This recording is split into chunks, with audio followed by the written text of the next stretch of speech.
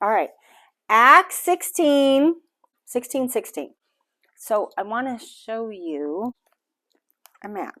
So do you see on the right-hand side the orange? That's modern-day Turkey. That was Greece. See the yellow? That was and is Greece. So right in the middle of the yellow, there's a circle where it says Macedonia. You see that?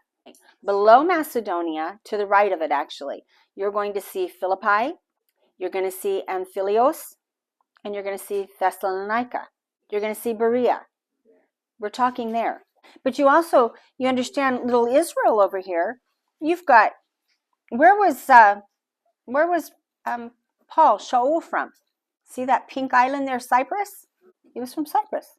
Antioch, see where Syria is? On the red, a pink all the way over to the right, Syria, and right above it, it says Antioch. That's the Antioch where Paul went to, where they sent him to. That's where Barnabas went to go find him. That's home missionary base. And his missionary trips went through here. Okay? Now, we're going to be going over here to Philippi, to Thessalonica, Berea, and then you see all the way to go all the way down. Do you see Athens? And you see Corinth. This is the hub of civilization. Okay? Verse 16. Once when we were going to the place where the minion gathered, where were they? Do you know? Philippi. Once when we were going to the place where the minion gathered, we were met by a slave girl who had in her a snake spirit. Like the snake that I could maybe find in my garden? Nope. Like the serpentine, snakish creature we find in Genesis? Yes.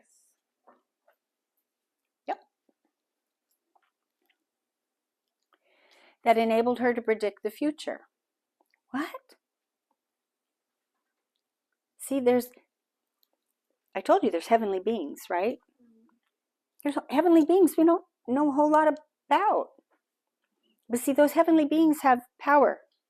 We have authority. We don't have power. Holy Spirit has power. But those spirits and power have boundaries set by God, because God is creator of all, even those spirits. What? No way. Yeah, he created the heavens and the earth. He's the only non-created being.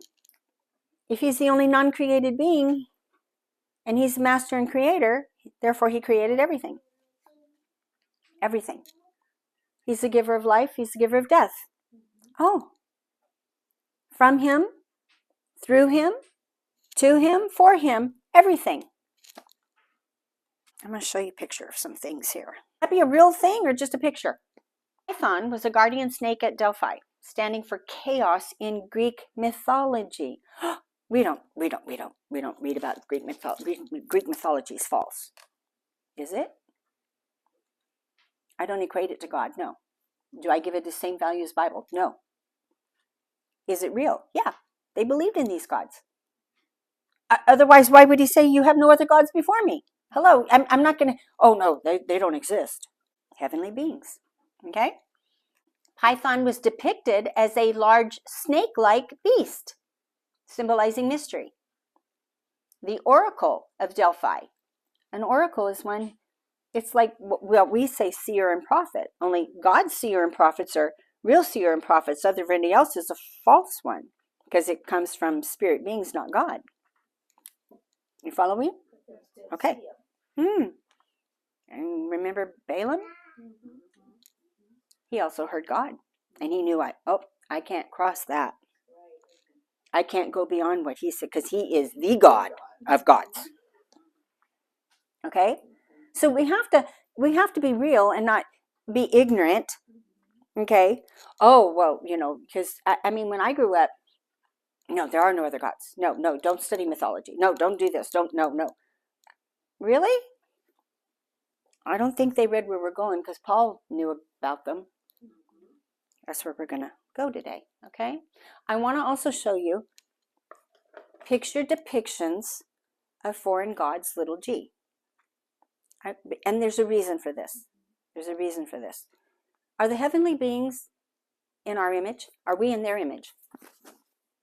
No. Come on, you had a heavenly being in the form of a serpent that talked to Adam and Eve and talked, and they weren't frightened. Okay, here we go. These are Egyptian gods. What do you see? I see animals. I see serpentines. I see females. I see half beast, half human. This is Egyptian. Okay. Oh, wait a minute. This is South America. I see animals. I see females. I see death. It's their depiction of gods. See, all the foreign little g gods are the same, called by different names.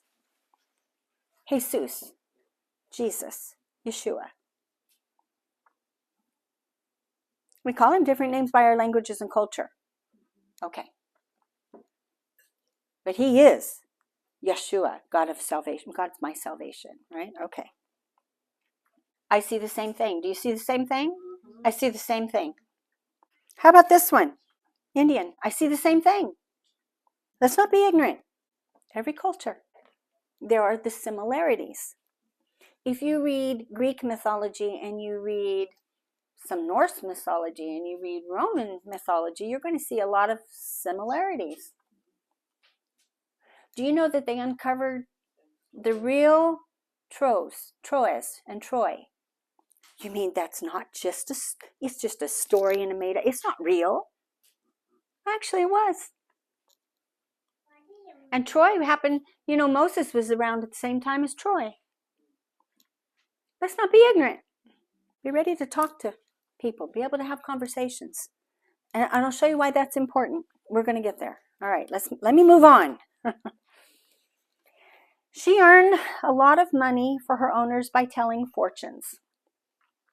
This girl followed behind Shaul and the rest of us and kept screaming, "Oh, these men are the servants of God Helyon. They're telling you how to be saved. These men are the servants!" She's screaming. They're going to tell you how to be saved. You keep following them, they're going to tell you how to be saved. The enemy will give enough truth but try to be irritating about it so that he persuades you and distracts you. These servants are the servants of God Ha-Elyon. See, she identified. This is God Ha-Elyon, the Most High. This is the God of gods. They're telling you how to be saved. She kept this up day after day after. Oh my God, was he ever shut up? Why didn't they tell her to be quiet? There's a reason. She kept this up day after day until Shaul, greatly disturbed, turned and said to the spirit, not her, "In the name of Yeshua HaMashiach." Why? Okay, so there's a difference between, the spirit of division, the spirit of chaos. Leave. I'm telling you, get out of here. I didn't say in the name of Yeshua. This is a spirit. This is a heavy God, little g. This is a deep-seated, in the name of Yeshua, you go. In the name of Yeshua, God is my salvation, the Mashiach, my Messiah, my Savior, my Deliverer, I order you to come out of her. He didn't even call it out by name. Oh, but don't you need to know the name? And don't you need to be careful about this? And don't you need to be... Why do we listen to demons telling us how to drive out demons? Please stop. There are whole deliverance ministries that are banked on, well, no, they lay traps and you got to do it like this. Who told you about the traps? Oh, the trapper? Oh, yeah, I want to listen to that.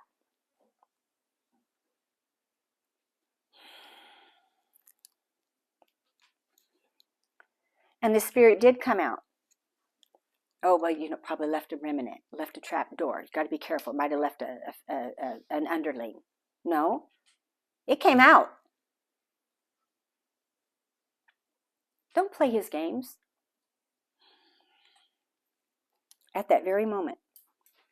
But when her owners saw that what had come out of her was any further prospect of money, I'm in the money,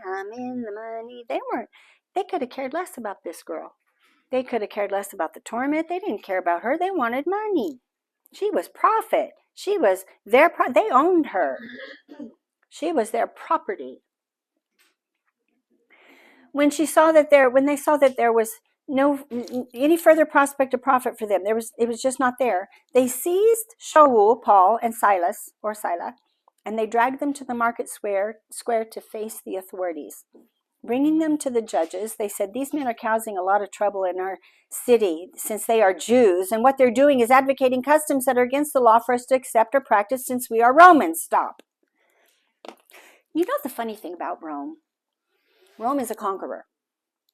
Every time Rome conquered, they assimilated. They assimilated everything. They assimilated customs, they assimilated practices, they assimilated holidays, they assimilated gods, except they couldn't assimilate or accept the God of Israel. Why? We said it today. Shema Yisrael Adonai Eloheinu Adonai Echad. He is one. There is none other. You can't assimilate him into, because if you take him, you got to deny all the others. If you take him, you got to deny everything else. They're causing a lot of trouble since they're Jews. You know, they serve that God. What they're doing is advocating customs that are against the law for us to accept or practice since we're Romans and we take everything but that. The mob joined in the attack against them, and the judges tore their clothes off of them and ordered that they be flogged. After giving them a severe beating, they threw them in prison, charging the jailer to guard them securely. And upon receiving such an order, he threw them into the inner cell. So here's a cave, building or a cave, probably a cave, could be a building. They put him in the inner part where it's secure. There's no doors. There's just this way out, right? Threw him into the inner cell, clamped their feet securely. They've been beaten. You really think they're going to walk out of there, man? They've been beaten. They had the crud beat out of them between heavy blocks of wood.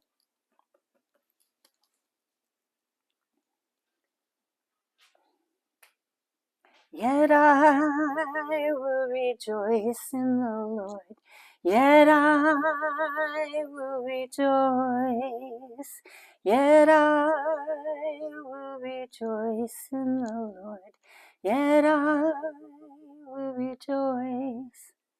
There are no cattle on the hills, no sheep in the pen. He will deliver his people, and he will make the nations tremble. Let's find out if that's true. You don't think Paul and Silas, hey, we're not dead. They had gratitude. You cannot serve God without gratitude. You have to find something to be grateful for. Okay, let's go on. Around midnight, Shaul and Silas were, oh man, I hurt. Hey, did you get you here, man? I'm bleeding all over the place. I hurt. Oh, why did this happen to us? We're only doing good. We're doing what God wanted us to do. Why did this happen to us? Now. Okay. Yeah. They were praying and they were singing hymns to God. While the other prisoners listened attentively. Oh, there's another one of those words. Listening with your ears, your eyes, and your heart. They're all like, they just got the crap beat out of them. Do you hear what they're singing? Who are they singing to? Why? Listen. What are they saying? Suddenly, I love suddenlies. There was a violent, make the nations tremble? There was a violent earthquake which shook the prison to its foundations. All the doors flew open. Everyone's chains came loose. The jailer woke up, and guess what he did? He drew his sword, right? He was about to kill himself. Because he assumed, what did he assume? All the prisoners were what? They'd escaped. But Saul shouted, oh, hey, don't hurt yourself. I hope he kills himself. That's not what he did. Hey, don't. We're all here. We're all here. So calling for lights, the jailer runs, he's trembling. He runs into and falls before Shaul and Silas. Am I doing okay so far? Then leading them outside, he said, men. Who's he talking to? Paul and Silas. Men. What do I have to do to be saved? How do you know you need to be saved? Well, because did you see what just happened? Did you hear it? And you're still here. You fools, why didn't you run away? And they said, well, first you have to get circumcised.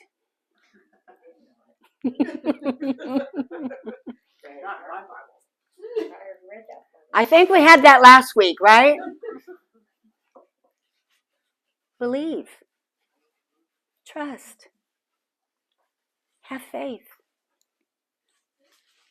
I know that I know that I know that I know that I know that I know. You are God. And you are good and there is no other. And that from you and for you and to you all things are created and exist and come into being. And they have their breath and their life. And then you have a plan and you have a purpose. And that you have promised for no good thing of deed of my own, because I don't deserve nothing. But because you made a covenant, because you promised, because you called, because you're faithful.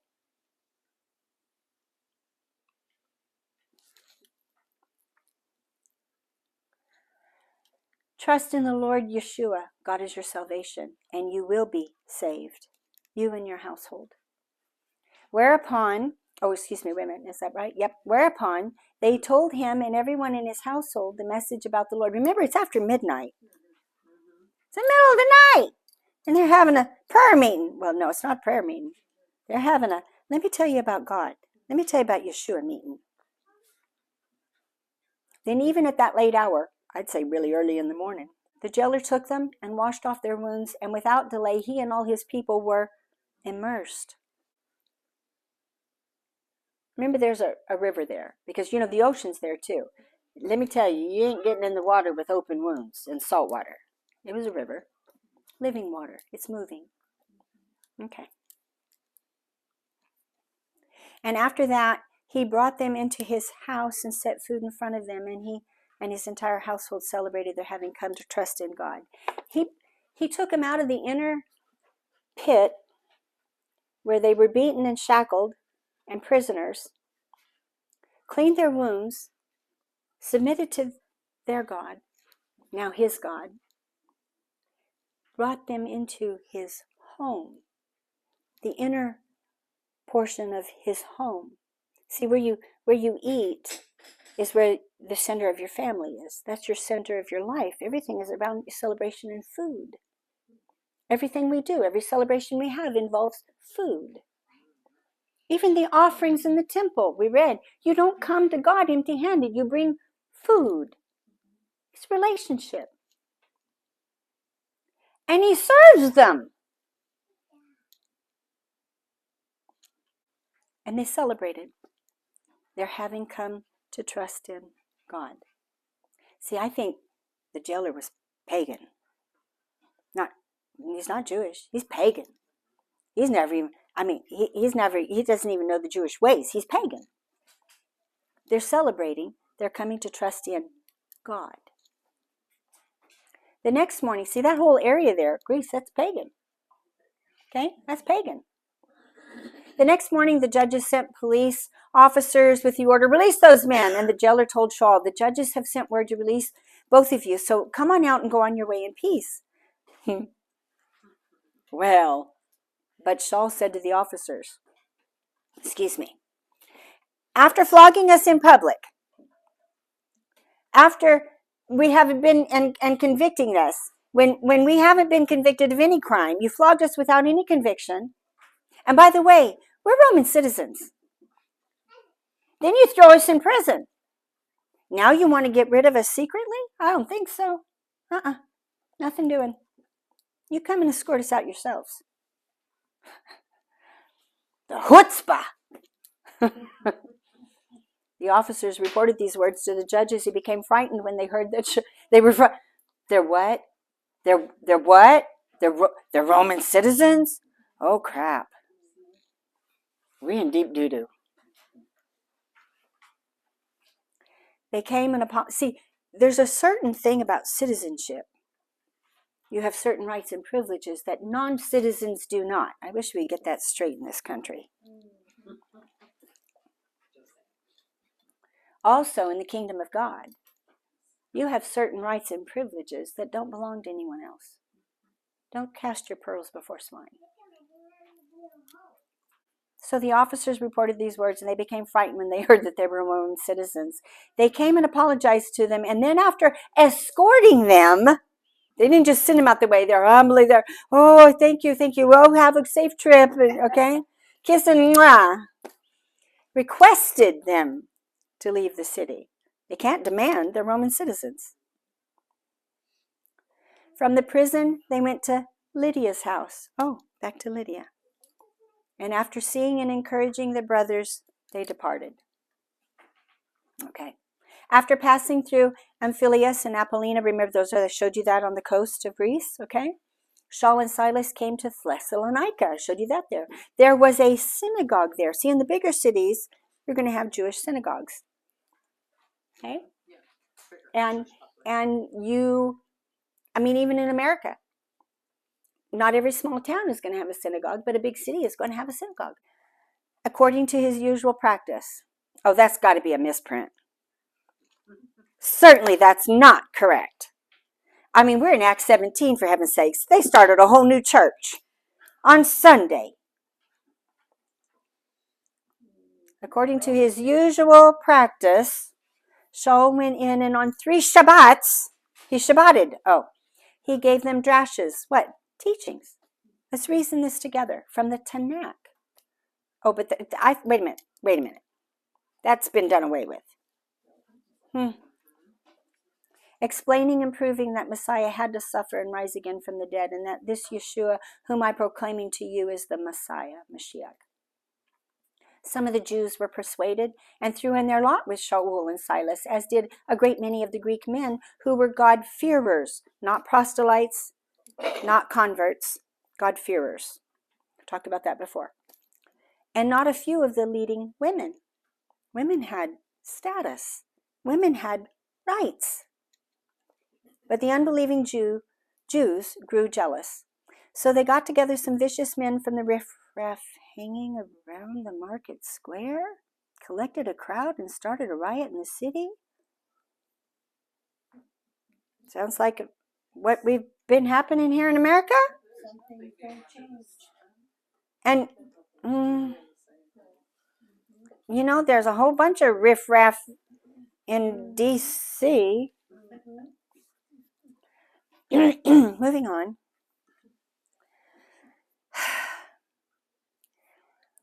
They collected a crowd and started a riot. Well, at least they called it a riot, not a peaceful protest. They attacked Jason's house, hoping to bring Shaul and Silas out to the mob.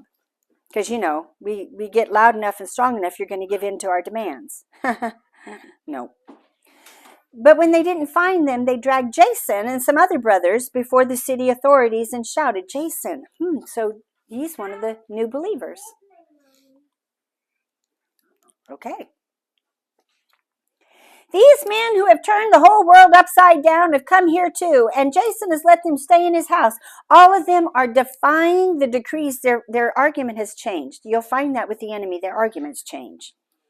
They are defying the decrees of the emperor because they assert that there is another king, Yeshua. See, before they attacked something different. Now they're saying there's another king, Yeshua. There's only one king, Caesar. Their words threw the crowd and the authorities into a turmoil. That's how riots start, with ignorant people. And so that only after Jason and the others had posted bond did they let them go. But as soon as night fell, the brothers sent Shaul and Silas off to Berea. Oh, this is very interesting. As soon as they arrived, they went to the synagogue. No, that's got to be a misprint. Now the people here were of nobler character than the ones of Thessalonica. By the way, There's not a book written or a letter written to Berea or the Bereans, but there are 2 written to Thessalonica, Thessalonians. You should read those this afternoon. You don't got nothing better to do. It's Shabbat. There's 2 of them. They're short. Okay.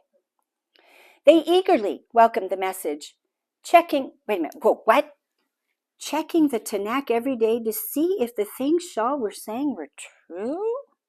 No. What did they check to see if the New Testament, which isn't written, the words of the gospel that Paul's sharing are true? What are they comparing it to? The Tanakh. That's just part of the Old Testament, right? No, it's the whole blooming thing. Many of them came to trust. You can find Yeshua in the Old Testament. He's there. And the New Testament, you can't understand it without the Old. They go hand in hand. The New Testament is built on the Old. Without understanding the Old, we cannot possibly understand the New. We come up with our own theologies, man-made doctrines.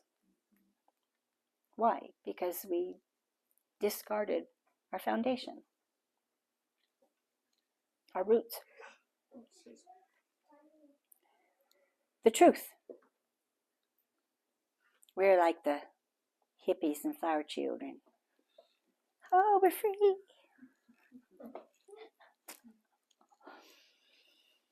Woo! Okay, moving on. Many of them came to trust, as did a number of prominent Greek women and not a few Greek men. But when the unbelieving Jews of Thessalonica learned that the word of God had been proclaimed by Shaul and Berea as well, they went there too to make... What? They went there too to make trouble and agitate the crowds? Kind of sounds like what America did to Israel. We weren't upset enough to disrupt our government.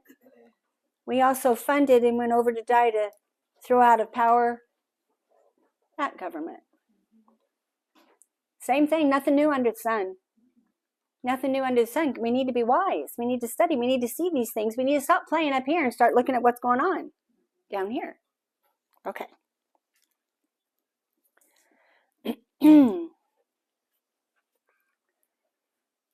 But when the unbelieving Jews learned that God is being proclaimed by Shaul and Berea as well, they went there too to make trouble and agitate the crowds. And the brothers sent Shaul away at once to go down to the seacoast. Why? Because Shaul's got a big mouth.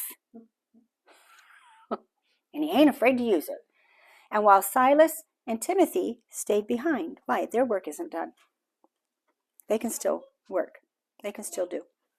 Shaul's escort went with him as far as Athens. Remember, that's down the tip down on the coast of the Mediterranean of Greece. Okay, I showed you that on the map. Then left with instructions for Silas and Timothy to come as quickly as they could. Why? Because Paul is agitated. He needs help. We all need help. We need comrades in arms. We need people behind us. While Shaul, or Paul, was waiting for them in Athens, his spirit within him was disturbed at the sight of the city full of idols. You know, all those false gods. Okay. So he began holding discussions in the synagogue with the Jews. That makes sense because that's his custom. And the God-fearers. And in the, wait a minute, whoa. And in the market square every day with the people who happen to be there? You mean he's a street preacher? Okay, now, street preachers who go in and to a city that they're not familiar with and preach and then leave,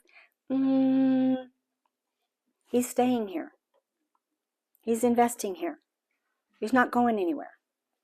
And he's aware of the culture. How do I know that? Well, I'll show you. I mean, he's proven this time and time again. He's aware of culture. He's a learned man. He understands the false gods. He understands Roman citizenship. He understands Greek. He understands. He's very smart. Okay, he's an intelligent man. And in the market square every day with the people who happened to be there. He opened the doors. He opened the windows. He's a street preacher. Also, a group of Epicurean and Stoic philosophers. Oh, Greek, philosophy comes out of Greece, right? Okay. don't study philosophy, whatever you do. They started meeting with him. Now, why are they meeting with him if you can't carry on a conversation with them?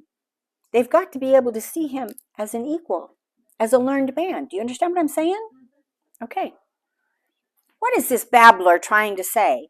And others, because he proclaimed the good news about Yeshua and the resurrection, life from the dead, said, oh, he sounds like a propagandist for foreign gods. Well, for them, it would be foreign gods, not their gods, right? They took and brought him before the high council, saying, may we know what this new teaching is that you are presenting. So they're not like cutting him off, right? Like say you have people, they won't even listen to you. They won't even carry on a conversation. They just, no tolerance. The most intolerant people are the ones screaming tolerance. Some of the things we are hearing from you strike us as strange, and we would like to know what they mean. We want to understand what you're talking about, please. Please explain to us. All the Athenians and the foreigners living there used to spend their spare time talking or hearing about the latest intellectual fads. Oh, what does Facebook say today? Oh, what's on Twitter? Oh, what's the latest fad on YouTube? What's going on in the, you see what I'm saying? What are the latest intellectual fads? What does everybody else think? I have 3 words for that. I don't care. I don't care what you think. I don't care what your opinion is, unless you want to reason together, like they're doing here. So Saul stood up in the council meeting and he said, men of Athens, I see how very religious you are. He's stroking their egos. He's talking to them intellectually.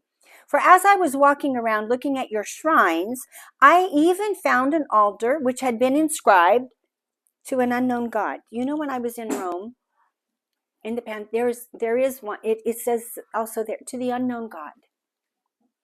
To the unknown God. See, they had all the gods they knew about, and then to the unknown God, the one we don't know anything about, because they're very open-minded. So, he says, the one whom you are already worshiping in ignorance. These are learned men.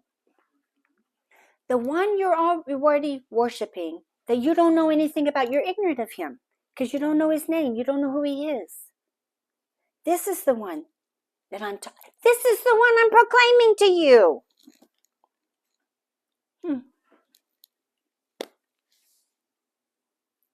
The God who made the universe and everything in it, and who is the Lord of heaven and earth. He fixed the limits and their territories. You know, he told the ocean to go just so far and not to cross. The periods when they would flourish. Oh, wait a minute, what? And the limits of their territories and the periods when they would flourish? You mean when kingdoms would rise and when kingdoms would fall? No, really? God did this so that people would look for him and perhaps reach out and find him, although in fact, he's not very far from any one of us. Go outside. Look at the birds. Who did that? He's not far. Look at the sky. Breathe the air. Look at how things grow. Look at life. I mean, you know what? My father, the other thing that I got from him was wonder. Wonder. My father was fascinated with life. When they came out, the first pictures that came out of babies in the womb came out in my lifetime. My father was fascinated. Sherry, look. Look what God did. He had wonder, childlike wonder.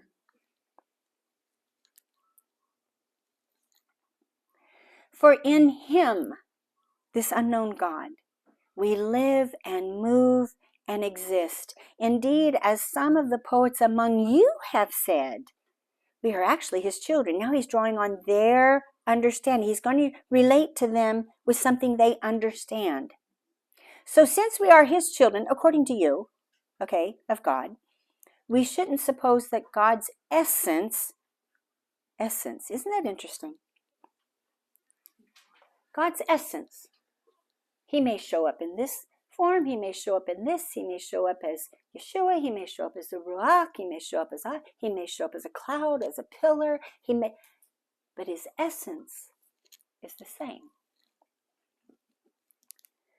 That God's essence, don't suppose that God's essence should resemble gold or silver or stone, shaped by a human, clay shaped, or maybe wood carved by who? Human technique and imagination. Human technique and imagination. You're just making it up. Why on earth would I want to follow a God you made up?